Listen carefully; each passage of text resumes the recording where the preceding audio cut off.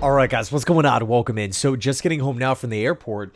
I was up in Buffalo. I got to witness the 40 to 14 point beatdown in person, right? Where the Buffalo Bills just completely humiliated the New York Jets once again, right? Showing the Jets what a good team looks like, what a well-ran organization looks like. And the Jets are just, at this point, they're a joke, right? It's just a dumpster fire. You have a team that's quit on the season. You have a coach who, I mean, you're listening to these press conferences and it is just unbelievably bad. Unbelievably bad. After the game, we actually had a couple of players point their finger at their own teammates, which is pretty much just a constant with this team, right? Whenever you're talking about an organization with no discipline, no accountability whatsoever, it really lays the groundwork for a me first losing culture. And that's pretty much what the Jets have. And I know Joe Douglas was let go. I know Robert Saleh was let go, but they created this, right? They created the culture here. It is just a complete mess. It's excuses after excuses after excuses. Well, I shouldn't say no one. There are a handful of members within the organization that do look themselves in the mirror, and I do really feel for those players. But we're at a point right now where we're literally watching players after the game talk about how the team quit, talk about how there's a lack of effort. It's humiliating and flat out embarrassing. So, yeah, with that out of the way, we got to talk about the news that broke actually while I was at the airport early this morning, which is that the Jets are going to be interviewing former head coach of the Carolina Panthers, former head coach of the Washington Commanders, Ron Rivera. Now, there's two sides of the coin here. Let's talk about the positive side first. There's positives and negatives. Let's dive into the positives first. So we know how bad this football team is, right? We know that we need a leader. We need someone to come in and just take the reins with this organization, whether it be at general manager, whether it be at head coach, or both. And I'll say this, right? I know there's so many negative things being said about Woody Johnson right now, but I'm happy that the New York Jets are making moves. They are out there. They have hired Tannenbaum. They have hired Rick Spielman. They have interviewed multiple general manager candidates. We're now talking to Ron Rivera. And Rivera is someone who a lot of players respect. He's someone who a lot of players like and gravitate towards. He seems to always have players' backs. He is someone who's won over 100 games. He got the Carolina Panthers to a Super Bowl. Unfortunately, didn't win it. But the one thing that we saw in Carolina, tough physical defenses, and we saw a lot of player development, right? Those defensive lines were long, they were athletic, they were nasty, they were just violent up front. You obviously had fantastic linebacker play throughout the years. There was solid DB play, but I think really the strength of Rivera's defenses always came in the trenches. And, ultimately it didn't work out. He didn't get the Super Bowl championship, like we mentioned. But in the end, when he was let go, he ends up going to Washington, and it never clicked. Of course, it's a results-based league, and Rivera just simply did not get it done. But there were also, rumors and rumblings at the time of his firing with Washington that they needed a new leader. They needed a change. So we're looking at Rivera as a candidate. And again, this is kind of the positive view, the positive side of the coin here. I'm happy that the Jets are trying, they're knocking out these interviews. They're getting people in. They are talking to people. I would be very concerned with 1 week left of the NFL season if we haven't heard a thing. Woody Johnson, Chris Johnson, who's going to be the shot caller? Are we going to hire a consultant? Have we talked to anybody? But no, that's not the case. Dimitrov, Louis Riddick, Jim Nagy, John Robinson, Ron Rivera. We're talking to guys. We're getting out there, right? We're putting feelers out there. This stuff is really, really important because the Jets are essentially getting a head start on all the teams that are going to be firing their head coaches after the season and potentially general managers. It just gives the Jets a leg up in that department. And there's nothing but positives that can come from interviewing guys, right? Interviewing these candidates.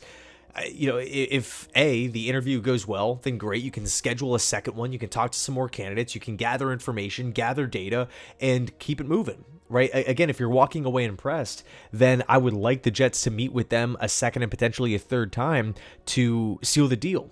If it doesn't go well, then the Jets can cross that name off the list and say, you know what, it might not be the best fit. and keep it moving. And we don't have to waste time after the season in a set interview like that, where, you know, we're crossing a bunch of names off the list while teams are making their hires, in other words. So I want the Jets to continue to talk to as many possible candidates as they can. I think it can only benefit this football team. Now, the negative is I don't really think that Ron Rivera would be the best choice.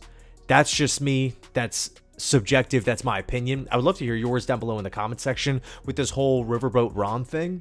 You know, would he be a good fit? In the past, he does, like, you do get that sense when he was with Carolina that he was that stern defensive mind, but you know, behind closed doors, he would have the players' backs. In Washington, it just kind of felt a little different than Carolina. It just didn't really feel like the best fit. So that's number one. I just don't necessarily know if Rivera is the guy to either turn this team around or to enter a rebuild with.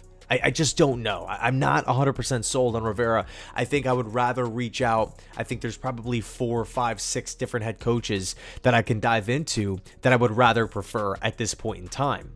The other negative, Ron Rivera is not being interviewed to become a general manager. He's being interviewed to become a head coach. Head coach before GM. We normally see the general manager getting hired, and then the general manager and ownership and potentially the consulting group then goes out and handpicks their head coach. That is the typical blueprint. Now, we've seen it happen before, time and time again. We've seen teams actually have success with it. Pete Carroll was like that with Schneider over in Seattle. It can work, but ideally, you would like to have it go the other way. And the reasoning behind that is because if the coach hires, or if the coach helps hire the general manager, the head coach has, you would think, more power. He has a leg up. He already has his foot in the door with ownership. To be honest with you, I don't know how I would feel if the Jets hired Ron Rivera and then proceeded to hire a general manager that Rivera liked. I don't necessarily think that should be the plan of attack here. But again, that's why these interviews are happening, because the Jets have got to figure out who they need to hire, and whether it goes well, whether it doesn't, the Jets gather more info, which is ultimately the main goal here in determining or trying to clarify who the best candidate should be at, again, both general manager and head coach. And I don't want to overreact too much to the whole Jets, you know, the Jets are doing it again. They're hiring a head coach before the general manager. They're putting the cart ahead of the horse, all these different things. It's just one interview, right? I think it's just simply timing. Ron Rivera's out there. The Jets are looking for a head coach. Rivera's not with the team. Let's talk to him. Let's get an interview, right? In the end, Woody and Chris Johnson are going to be making the decision. They are going to be making the final call. So if you can get a guy in the building early before the season ends, before teams out there, you know, are talking to all the hot candidates, the Ben Johnsons, the Mike Vrabels, the Cliff Kingsburys, the Aaron Glens, right? All these different guys, you know, if you can knock one of these interviews out early, again, with someone that is not employed by an NFL team, obviously, then might as well just collect that information as opposed to waiting around. Let's go, you know, hire the general manager first, and then we're going to talk to Rivera. If he's already on the list, just go talk to him. Another point that I do want to make, Rick Spielman helped lead or spearhead the search for the Washington Commanders last season. And again, Rivera was let go because of results and some leadership rumblings, right? So essentially, Spielman looked at and understood Washington's situation, and it helped them create what we're seeing now with the Commanders, right? Which is now a playoff team with Dan Quinn. Would he, and again, it's not like Spielman is the general manager. He's not the owner here. He's just, someone who is helping out Mike Tannenbaum. Is Spielman going to be on board? Is he going to really recommend Ron Rivera to the New York Jets after he just got done last offseason trying to figure out who Ron Rivera's replacement was going to be? I don't know. It just feels a bit weird in my opinion. But anyway, let me know your thoughts down below in the comment section. Thanks so much for watching. I appreciate it. And as always, go Jets.